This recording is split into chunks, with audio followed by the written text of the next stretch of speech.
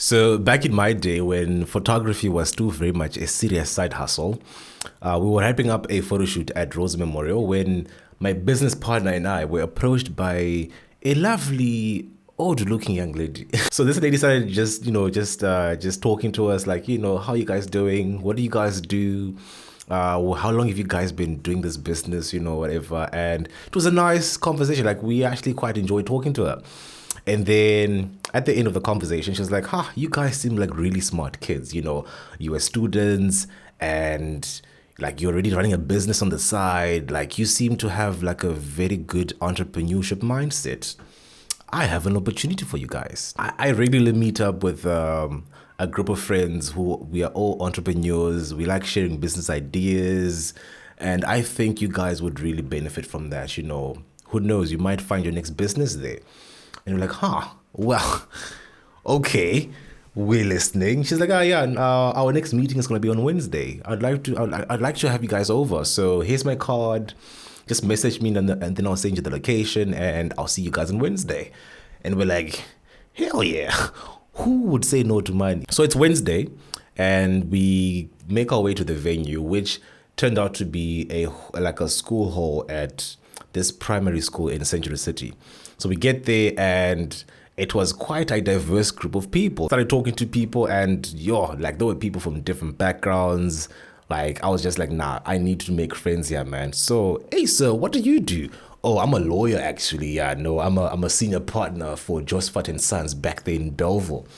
In my head, I'm like, damn, man, I am talking and hanging out with lawyers who came all the way from Belleville just to be in the same meeting that I'm in. Like, I have definitely made it. This is what they call networking.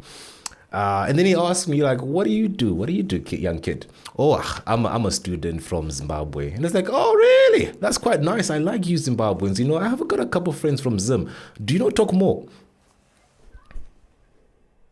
Really, nigga? Oh, yes, no. Talk More is my neighbor. We actually grew up together back then in Zim. The meet and greet is finished now. And then this MC type of lady comes through.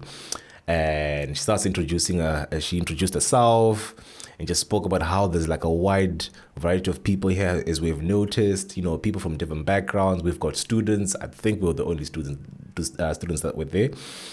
We've got lawyers, doctors, and engineers, all from different backgrounds and experiences. But the one thing we all have in common is we want to do more than just our office job. We want to run our own businesses and achieve financial independence. And she then introduces this guy, this very wealthy looking fine man. This man is looking slick, man. He's got a nice looking suit. It's an expensive looking suit. And he basically starts by just humble bragging, telling us about how he once worked an office job and he got so tired of doing the same thing every single day and not even earning that much money. Like he was tired of making money for other people. And then he came across this company that gave him a really good business opportunity.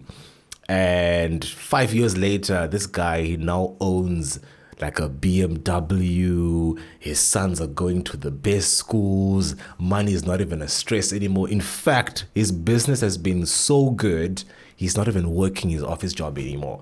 And we're like, damn, man, like, hell yeah. And then it's just started sympathizing with us. Like, we live in a world where like the economy just isn't good.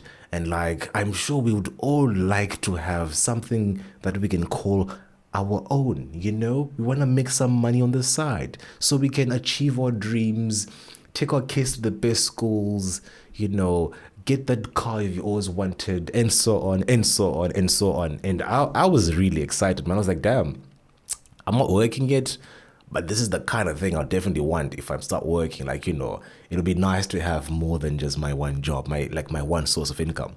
Cool. And then he starts introducing his actual business. So this company here, they basically provide alternative groceries. That's the best way I can explain it.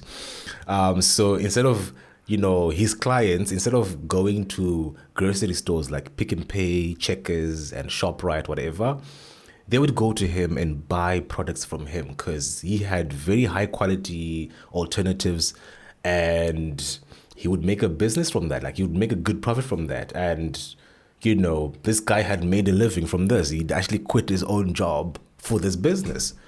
So it's like, yeah, I can help you guys set up your own business. I can connect you with my supplier. We can help you set up a business website, social media accounts. We can really help you, get started with this business. But they didn't share any details about how to actually do that.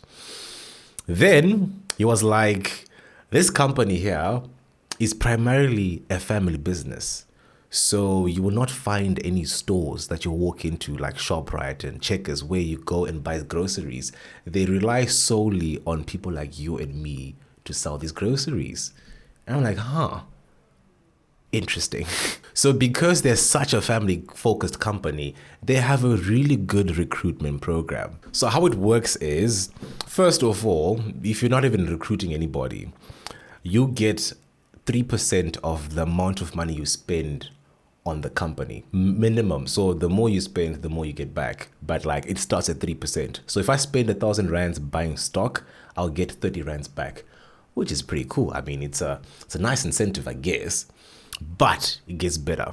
So if I recruit people, I will also get a cut of the money they spend on the company when they're buying stock.